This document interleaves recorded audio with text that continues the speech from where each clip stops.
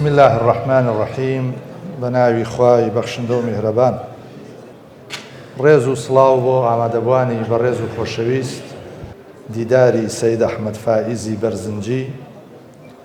چونکە ئەم کەسایەتیە ئوممەت و نەتەوەیەکی لە خۆیان کۆ کردوتەوە. تەنها نوێنەری نەتەوەی کورد نییە بە تەنها نوێنەری سادات و شێخانی بەرزنجی نییە، بەڵکو بە بەرهەمەکانی بە کۆشش و بە تێکۆشانی بە کەسایەتی و بە قامەتی معریفی خۆ کاروانێکی زانست، کاروانێکی معریفە، کاروانێک لە زانستە عەقڵی و نەقلیەکان لە خۆیان کۆ بکاتەوە و بە زیندویی تۆماری مێژوودا بیهێڵێتەوە. قسە لەسەر کەسایەتی سەید ئەحمەد فائیزی بەرزنجی قسەکردنە لەسەر هەموو زانا پایە بەرزەکان، قسەکردنە لەسەر زنجیرەیەکی بەڕێز و پایەدار لە کەسایەتی عیلمی و ئەدەبی کە لە بەرهەمەکانی ئەمە بە جوانی ئەدرەوشێنەوە. ئەم کتێبەی کە ئەمانەوێ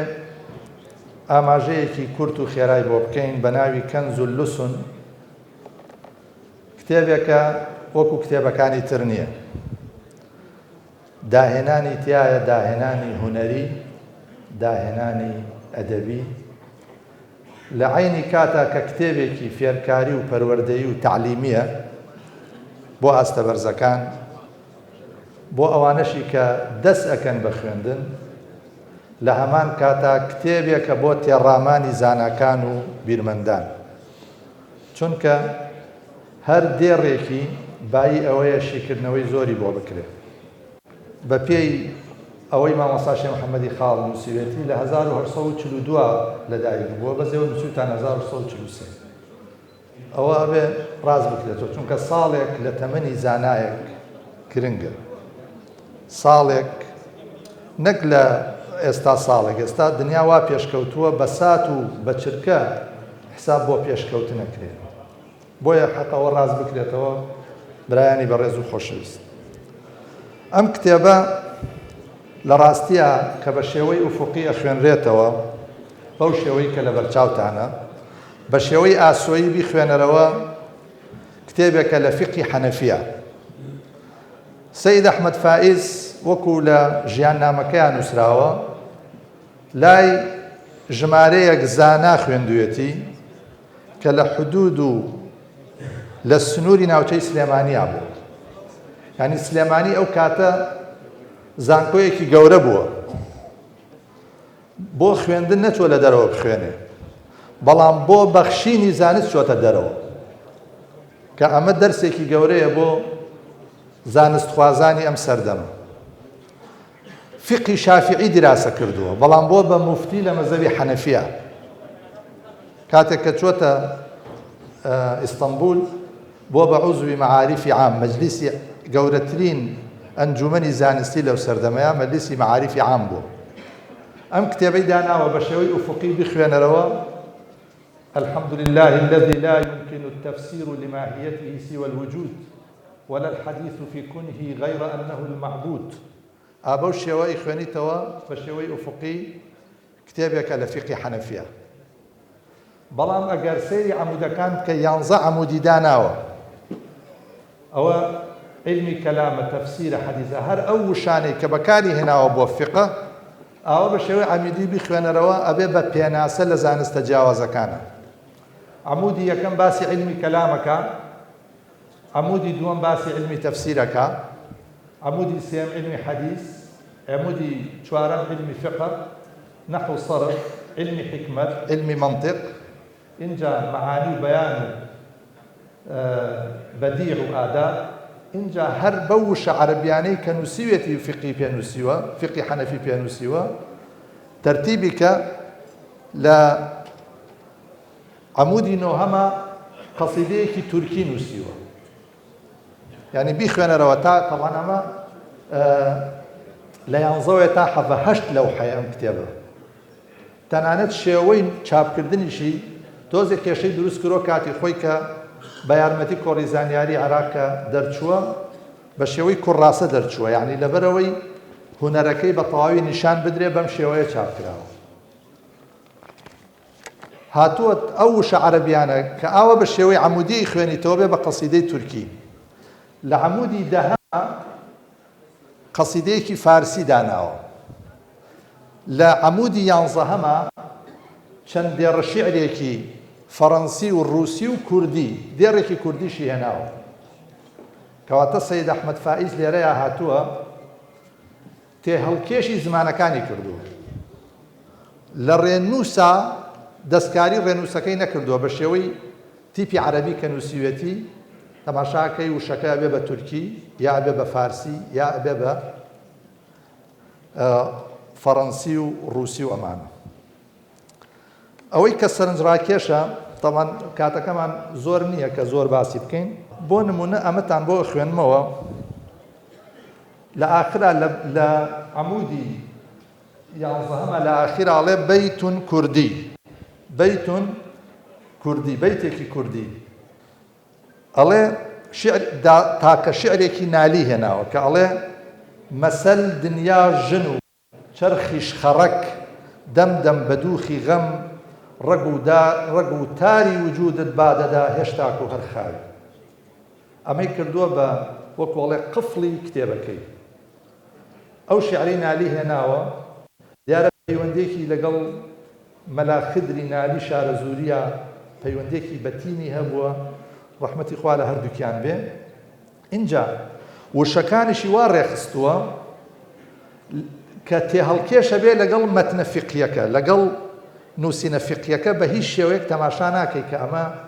بۆیە کاتی خۆی ئەم کتێبە وەکو فیقی حەنەفی چاپ کراوە لە حەلەب. ئەم کتێبە بەبێ ڕەچاوکردنی ئەو وردەکاریانەی کە هەیە،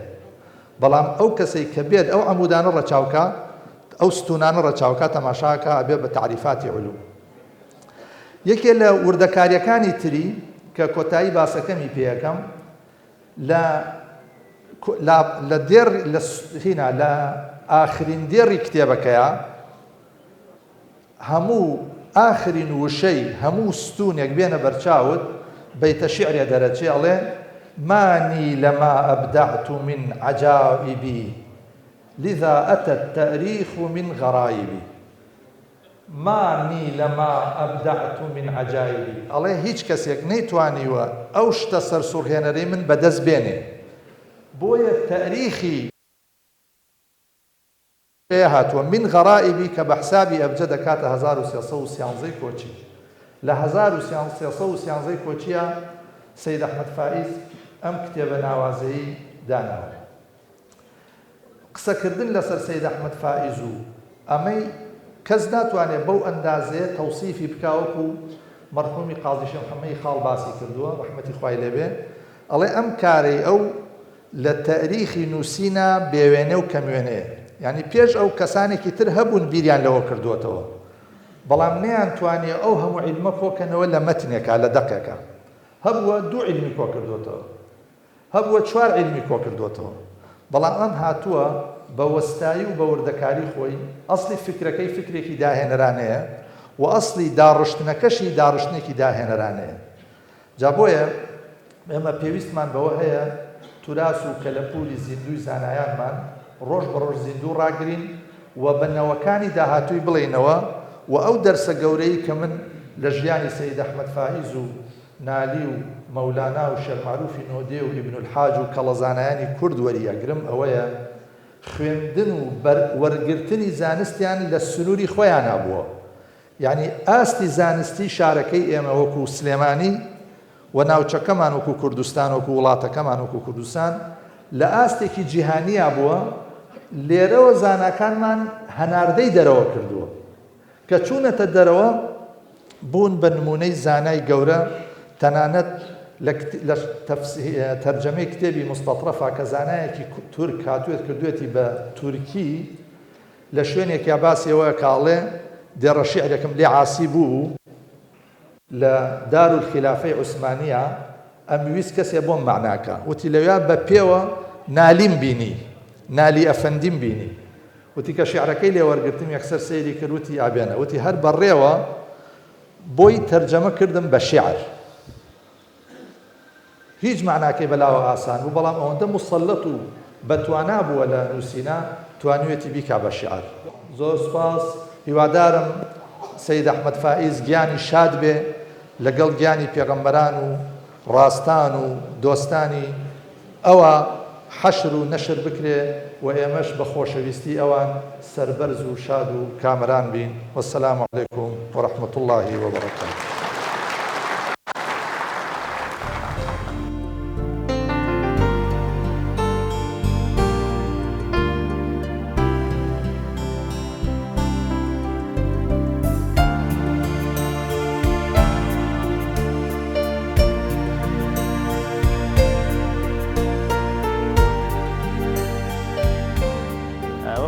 معلومی جەنابتان ئەمڕۆ دیداری سەید ئەحمەد فایز بەرزنجی بوو لە زانکۆی سلێمانی. منیش وەکو بەیەکێک لە پانەوەستەکان بەشداریم کردبوو لەم دیدارە بە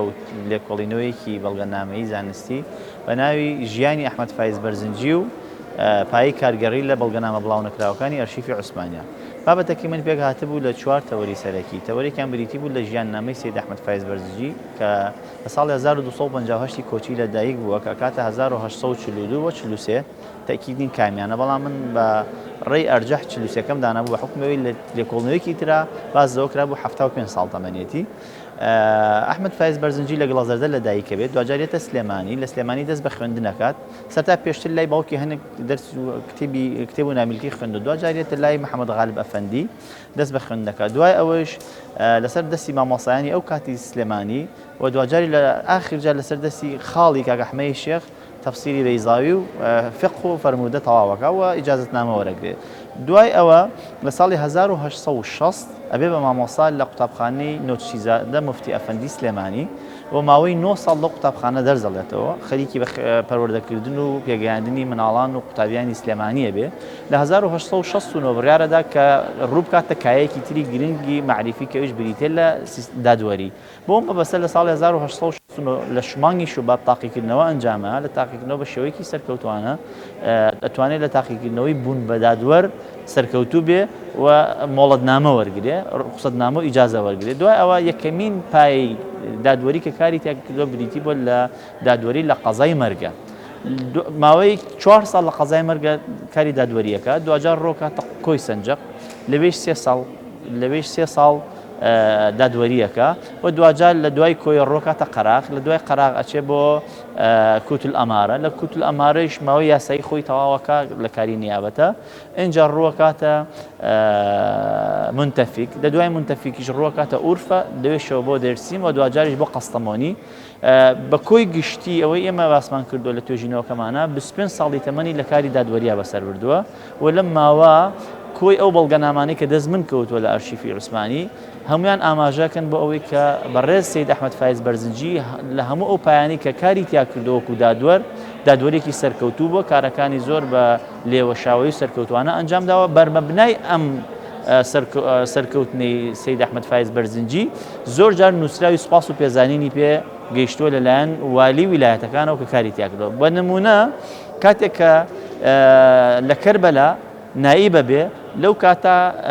کەسێکی تری سلێمانی والی ئەو کاتە بێ کە بە مستەفا زیهنی ئەفەندیە لە هەوڵ و مانووبوونەکانی ئەحمەد فایز بەرزە نرخێنەوە سوپاس و پێزانینی پێبەخشێ و دوجار ئەمە سەرەکەوێت تاوەکو ئەو کاتێک کە ئەحمەد فایز بەرزنجی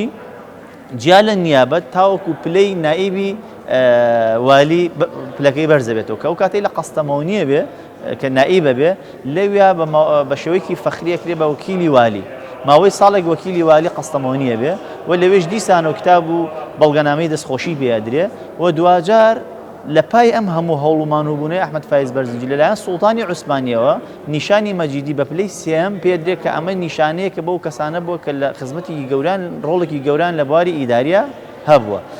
دوای ئەوە لە ساڵی 1904 ئەحمەد فایز بەرزنجی بە حکمی ئەوەی کە کەسایەتێکی شارەزا بۆ لە فقه، کەسێکی بە ئەزمون بووە، ئەو کاتە قوتابخانەی حقوقی شاهانە لە ئەستەمبول مامۆستای زانستی فقەکان بڕیاردا بچێت بۆ حەج، شوێنەکەی چۆڵە بێ وەزارەتی مەعارفکە کاتە وەزارەتی پەروەردەی ئەو کاتە تەکلیفەکەن کە کەسێکی گونجاو بدۆزرێتەوە بۆەوەی تا ئەو ئەگەڕێتەوە لە حەج دەرزەکان بە فەراغی نەمێننەوە تەکلیفی سەید ئەحمەد فایز بەرزنجیەکەن دەرسی زانستەکانی فقه ئەو دەڵێتەوە لەو قوتابخانە ئەمە دووەم جارە بێ بە مامۆستا دوای ئەوە ئەحمەد فایز بەرزنجی تەنها هەر بەکاری مامۆسایەتی و دادوەریەوە نەوەستاوەتەوە بەڵکو لە بواری نووسین و داهێنانیشە خزمەتێکی یەکجار گەورەی کردووە وەکو مەژنووسی گەورەی ئێمە محەممەد ئەمین زەکی بەگ باسی کردو 18 کتێبی هەبوو بەڵام دوای لە کۆڵینەوەی من توێژینەوە لە کتێبخانەکان و دەستنووسخانەکانی ئەستەمبوڵا بۆم دەرکەوت ژمارە کتێبەکانی زیاترە لەو ژمارەی ئەمین زەکی بەگ باسی کردو کە 18 کتێبە بەڵکو من لیستەیەکم دروست کردو لە توێژینەوەکە دامناوە ژمارەی دانراوەکانی 21 کتێب و نامیلکەیە کە لە بوارە جیاوازەکانی فقه یاسا زمان نحو صرف علمی بەیان علمی کەلام لەم بوارە جیاوازانە جێپەنجەی خۆی لەسەر ئەم شوێنەوار و جێپەنجەی خۆی بەسەر ئەم کایە گرنگە زانستیانی ئەو کاتی ئەستەمبوڵەوە جێشتەوە بۆیە هەموو ئەمانە واکەن ئەحمەد فایز بەرزنجی بێ بە ناوێکی گەورە لە ناوەندە ڕۆشنبیرەکانی ئەستەمبوڵ و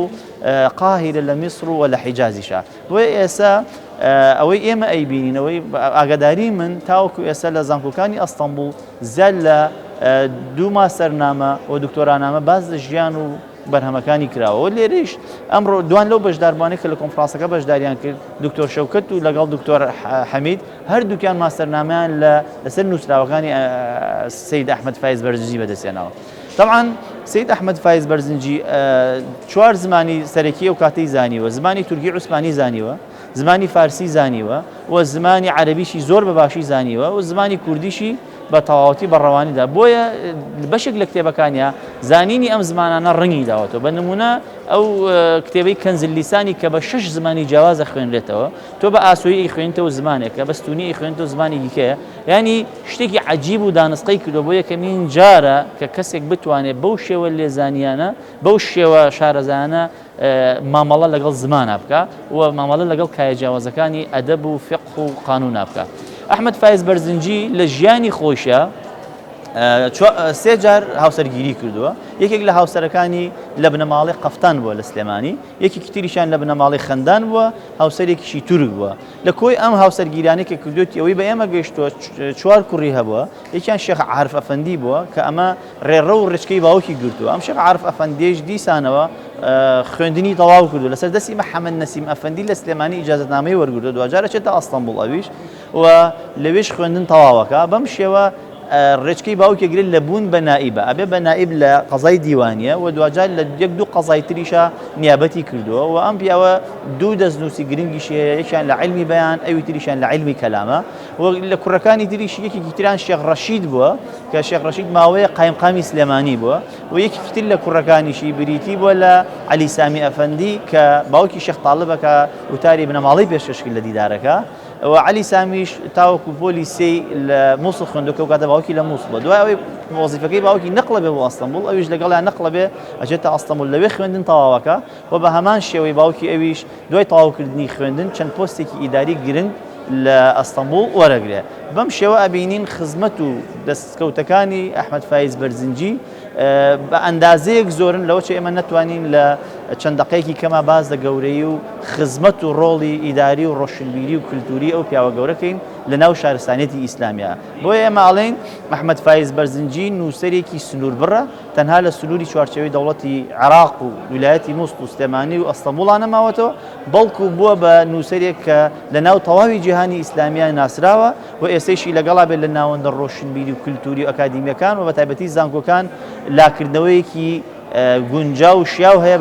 لە بەرهەمەکانی و چەندین توێژینەوەی ماستەر و دکتۆرانامە لەسەر نووسراوەکانی و نووسینەکانی نووسراوە بە بڕوای من هێشتا بە ئەندازە و بارتەقای گەورەی ئەم شەخصە نووسین و توێژینەوەمان نییە بۆیە پێشنیارم کرد لە کۆنفرانسەکەیشا کە کۆی بەرهەمەکانی چاپ کرێتەوە لە نووسینەکەیشا دامناوە کە ئەم 21 کتێبە لە کۆبەرهەمێکا چاپ کرێ بۆی بێ بە کەرەستەی خاو بۆی قوتابیانی ئێمە لە کایە جیاوازەکانە بتوان سوودی لێ ببین و بتوان توێژینەوەی زانستی و ماستەرنامە و دکتۆرانامەی لەسەر وەرگرن چونکە بەڕاستی شایانی ئەوەیە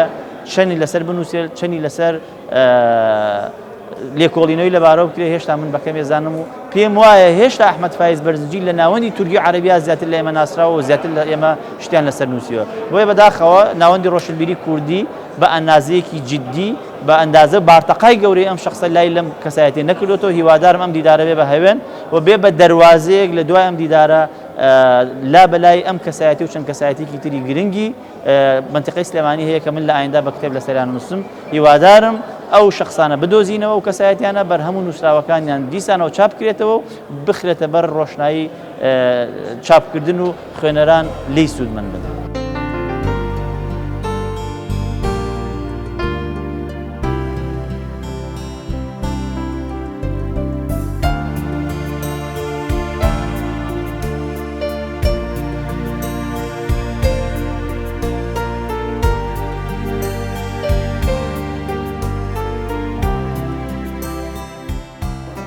باسەکەی من برین توێژینەوەیەکە لەسەر پێشەکی کتێبێکی سید ئەحمەد فائز کراوە کە شەرحی کتێبێکی شێخ معروفی نۆدەیەکە کە باپیرێکی لەدایکەوە تا شێخ معروفی نۆدەی حەزەکەم پێشەکی ئەو بڵێم یەکێکە لە عالمە هەرە گەورە زانەکانی کوردستان و عێراق وەتوان بڵێم لە سەردەمی خۆیە ئەگە بڵێم کەم نەبووە مواردەقەم نەکردووە ئەگە بڵێم لە هەموو جیهانی ئیسلامیە کەسێک نەبوو وەکو شێخ معروفی نۆدەیی هەموو زانستە شەرعیەکان و زمانەکانی عەرەبی بکە بە شعری تعلیمی لەبەر ئەوەی کەوا قوتابیەکان بە ئاسانی لەبەری کەن و لێی تێبگەن چکە و کاتە چاپەمەنی نەبووە چاپخانە نەبووە کتێب چاپ نەکراوە دەستنووس بووە دەستنووس گران بووە نەکڕاوە یا دەست نەکەوتووە خۆتە نەیزانی کە شتێک بە پەخشان لەبەریکەی قورسترە لەوەی کە شتێک بە شعر لەبەریکەی لەبەرەوە هەموو زانستەکانی زمانی عەرەبی وەکو نەحو و سەرف و بەلاغە و زانستەکانی شەرعیەکان وەکو مەسەلە فیقه و تەفسیر و علمی حەدیث و ئەمانەی هەمووی هێناوە کردوەتی بە شعری تعلیمی و بۆی بە ئاسانی لەبەر کردی و قوتابیەکانی فەقیەکان لە مزگەوتەکانە بیخوێن و لەبەریکەن و ئاسانکاری بکەن. طبعا دانراوەکانی شێخ معروفیش هەمووی ناوازن یعنی ئەوە نییە بڵێ شتێکە کە کەم نرخ بێ یا مەسەلەن زۆر مختصر بێ یا مەسەل زۆر بەنوعی کە جێگەی احتیمامێکی زۆر نەبێ زۆر علمین زۆر دقیقن پێویستیان بە شەرح و لێگانەوەیکی زۆر هەیە. سید ئەحمەد فائز کە کەسێکی زۆر زانا بووە و زۆر بلیمەت بووە زیرەکیەکەی ئەو یعنی لە قیاس چۆتە دەرەوە هاتووە بەعزێ لە کتێبەکانی شێخ معروفی نۆدەیی شەرح کردووە کتێبە بەلاغیەکانی یا کتێبە کەلامیەکانی کە باسی عەقیدە و علمی کەلامەکە لە کتێبە بەلاغیەکانی کتێبێکی شێخ معروف بە ناوی فتح الرحمن في علمي المعاني والبيان ئەم کتێبە هەموو زمان بەلاغی زمانی عەرەبی بەشی معانی و بەشی بەیانەکەی کردووە بە شعر شعرێکی جوانی ناسکی پڕاوپڕی خۆی بە ئەمسیلەی جوان و زۆر بە وردەکاری شێخ ئەحمەد فائز هاتووە شەرحێکی جوانی ئەم کتێبەی کردووە لە ئەوڵەوە هەتا ئەخیر خۆشی مقدمێکی بۆ نووسیوە لە ئەوڵەوە مقدمەکەی خۆشی زۆر بەقووەتە زۆر زانستیە لە کاتێککە ئەم ویستیان ئەم دیدارە ساسکەن بە من نەوت کە ئەبێ شتێ بنووسون لە شێخ معروفی نۆدێ منیش یەکەم جار بەڕاستی وتم زۆر شتی ملانیە و تەنها کەنزولوسەکەی ملایە بەڵام ئیتروتان کەنزولوسەکەی لەسەری ئەنووسم تۆ شتێکی کەممان پێ بڵێ دوایێ من بەهۆی برادەرێکەوە فتح الرحمانەکەم دەستکەوت کە شێخ ئەحمەد فائز شرحی کردووە بە ناوی تحفة الإخوان في شرح فتح الرحمن کەسێرەکەم شرحێکی زۆر مفەسەلە ئەوە نیانێ بڵێ بۆ دیدارێک شتێکی لەسەر بنووسم ناچار هات بەسەر مقدمەکەی شێخ معروف چەندی ڕێکی یەکەمێتی ئەوەم کرد بە مەوزوعی ئەم باسە هەڵسەنگاندنم بۆ کرد بە ناوی قراءة نەقدیە یعنی بە چاوێکی بڵێن هەڵسەنگاندنەسم کرد کەسێر بکرد شەرحەکەی شێخ ئەحمەد فائز زۆر بەهێزە زۆر بەقووەتە حەقی خۆی یاوەتێ بەڕاستی بەڵام وەکو لە عەرەبی ئاڵێ لكل جواد کەبووە ئینسان هەر پێغەمبەرە معسوومن ئینسان لەوانە تووشی سەقتە هەبێ تووشی هەڵە هەبێ جاری وایە شتێکی لە پلیکە دەرەچێت بە دەست دەرەچێت یعنی نازانێت کە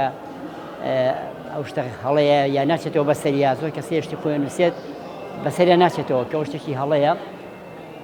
لەوانەیە وابێ لەبەرەوە چەند شوێنێکم دیاری کرد لە شوێنانەی کە وەکو عەسەرات وایە وەکو بڵێن خلیسکانێک وایە بەڵام لەعینی کاتە عەسەرات الکرامە یعنی خلیسکانی پیاوی پڕ عیلم و پڕ بەرەکەت و پڕ حرمەت و پڕێزە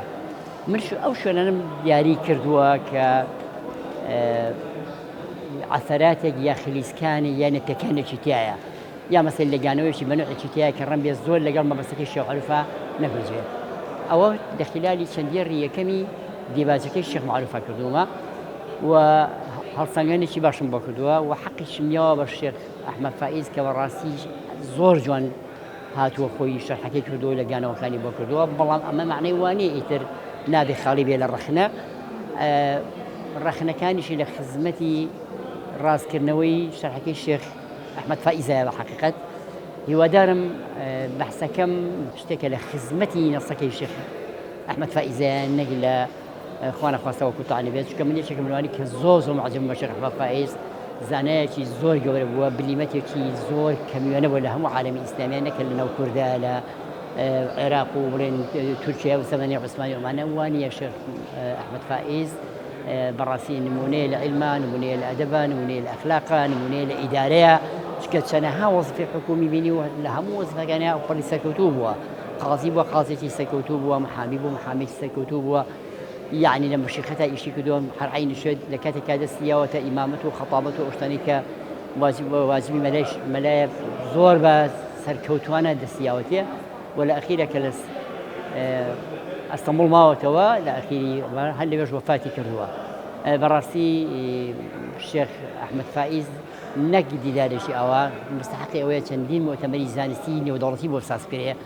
وبرهمكاني ليكورنوي زانستي طاوله نسب بكريه وبكريه برنامج دكتوراه وماستر يعني ابحاث علميه جوره شكا بحقد هينه او نسر بو برين عالم بو بلام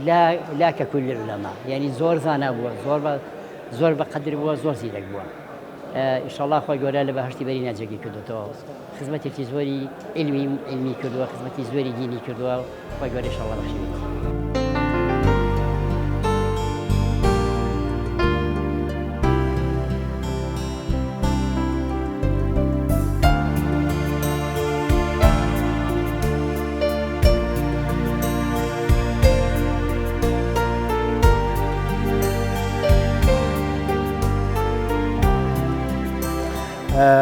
ام جبوی دیداریا زانستی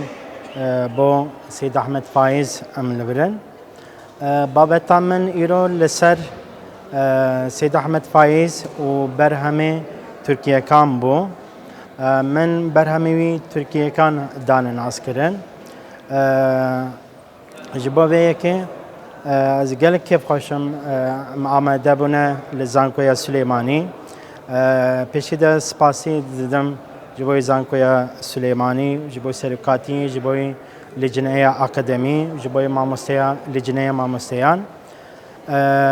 مقابل گلک علماء و زانای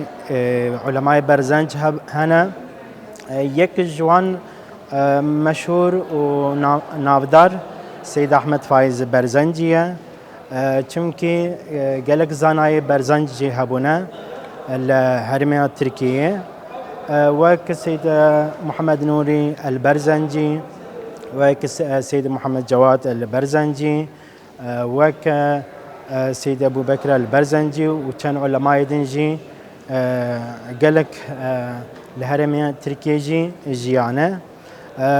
ودقلبي الدبري دنجي هم الباكور هم الباشور وهم الحجاز جي زانای علماء برزنجیا گلک خدمات هم علم عرفان بلاو کرنه لیل لهرمان ترکیه هری نافدار سید احمد فائز برزنجی بویا هم بعربی بفارسی بترکی و بزمان دنجی برهم گلک نویساندنه و پشتی عربی هری زیاده بترکی نویساندیه وکی عربی هم علم کلامی ده نویساندنه ده عقیده اسلامی ده نویساندیه و هم جیل سر زمان عربی لی به ترکی هم شیرو کریه و ترجمه کریه 8 حبر هموین بزمان ترکی هنه تواجی الحمد لله ام سر خبتینه و ما چند حباجی چاپ کریه یا کومە چاپ کردە حەمیدیە دەرعقایدی ئیسلامیەیە حەمیدیە دەرعقایدی ئیسلامی تو چاپکانی دەرحەقا بەحساوێ کتێبێت تو نەبوویە مە پەیدا کرد الحەمدولله و چاپ بوویە ji bo ku belav nebûye ev berhem û meşhûr nebûye dawiya berhemê Sêd Ehmed Faiz e ev mixabin dawiya wextê Sultan Abdulhamîdê duyem hatî nivîsandin û piştî wî Sultan Abdulhamîd duyem têk te çûye berhemê wî hinda bûye û me zankoya Stenbolê li Pirtûkxaneya Zankoya Stenbolê me peyda kir û li Pirtûkxaneya Alî Emîrî me peyda kir du nusxê wî û me tehqîq kir elhamdülillah berhemê wî yên dîn li ser zimanê erebî ne zimanê erebî hem awamila İmamê Curcanî tercüme kiriye û hem jî îzah kiriye şerh kiriye şîrove kiriye digel vê jî navê wan Hemidiye في اختصار الصرف والنحو وجلاء الطرف في علم الصرف العوامل الجدولية في علم النحو والصرف وبرهما نبي ساندنا لما خابن دو برهموي سي برهموي هيجي ما بيدانا كريا هندابونا انها مفقودن ان شاء الله از باورم دمكي نزيك امواجي پیدا کن امی واجی نشر بکن هیوی دارم او جوینامه دیداریامه لزانکویا سلیمانی ببی وسیله خبات برهمین کو نهاتنا تحقیق کرن نهاتنا چاپ کرن جبونا ویکم دیسا از سپاسیا خود جبو زانکویا سرکاتیا زانکویا جبو نوانده اکادمی لیکونیرا کردی و جبو لجنه مامۆستەیە سپاسی دکەم ببین خۆشیدا زۆر سپاس